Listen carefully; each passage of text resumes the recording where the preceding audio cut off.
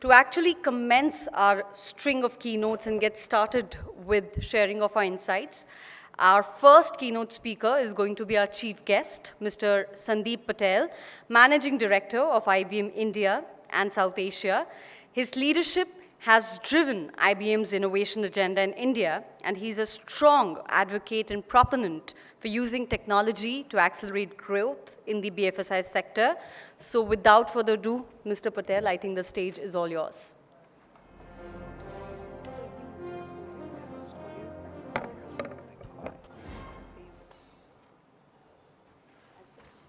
Great. First of all, welcome everyone, and thank you for the warm welcome from the team here. It's a great honor to be here with this group of esteemed leaders from the BFSI fraternity.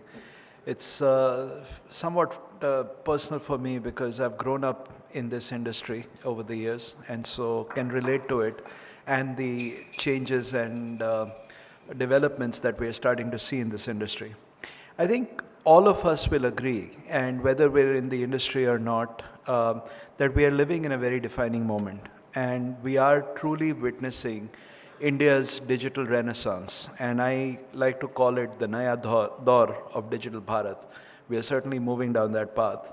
And as we move towards our Honorable Prime Minister's goal of Viksit Bharat by 2047, I believe that technology, and more importantly, I think what we are seeing with artificial intelligence, it will play a crucial role in fostering innovation, enhancing productivity, and improving the quality of life for citizens at large, not only in India, but I think around the world.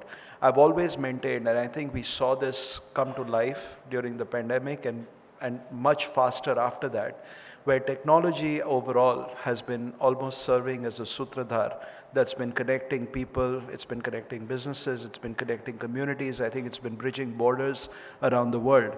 And I think it will continue to do that. I think the pace at which technology has progressed over the last few years, that has been at a much more exponential pace than what we've seen in the past. And I think we will continue to see that going forward. I also believe that technology in itself is not very relevant.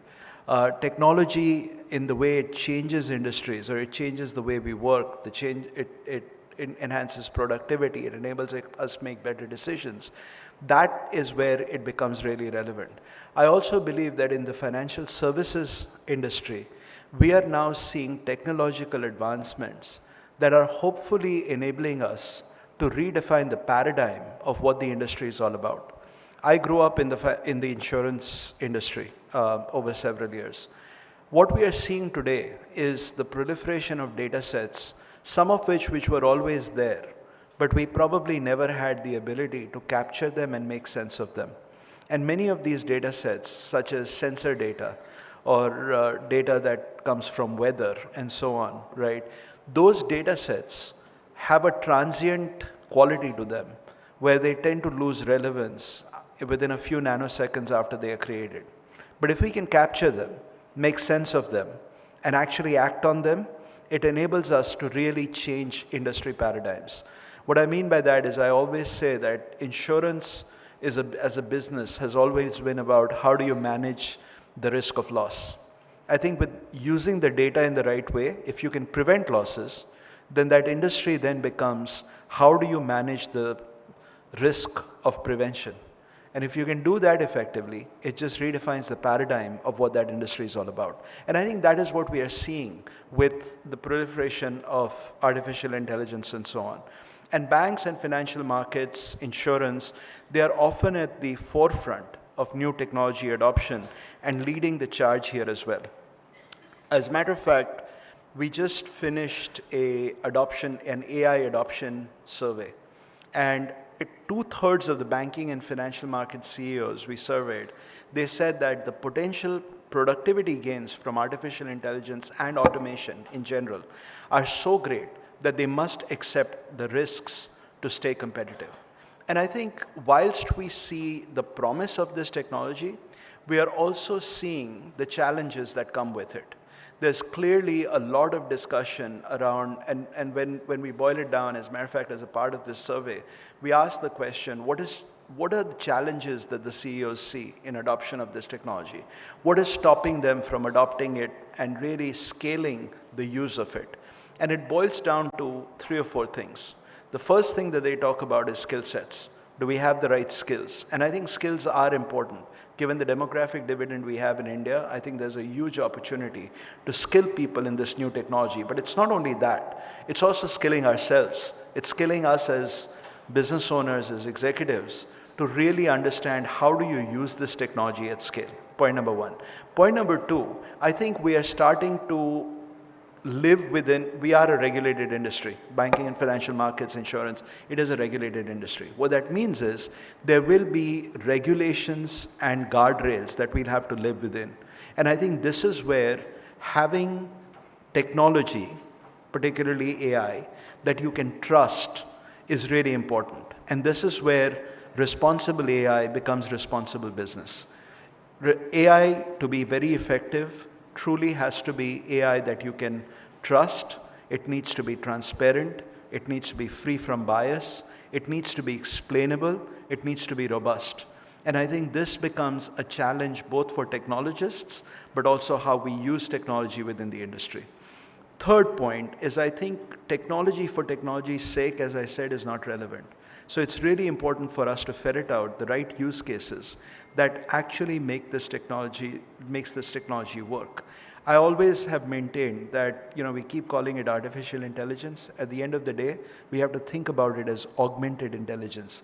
It is technology that enables you to augment intelligence, make better decisions. And if we have that at the back of how we use this technology, it's all about use cases and how do we drive the right ROI from it. And lastly, I think, and I'm going to get a little technical here, is that this is a technology that ultimately will get democratized. We are of the firm opinion that, we all talk about large language models and so on. It has to be affordable. And therefore, I think we are going to see an evolution of small language models which are more fit for purpose, and ultimately which will have to exist in open source, which can be expanded, reshaped, transformed, extended to be a lot more fit for purpose for our industry and how we actually make it really, really useful. And so, to conclude, I will reiterate the point that we are today in the Naya Daur of Digital Bharat. It's being ushered in with generative AI. I don't think it's a technology that we can ignore.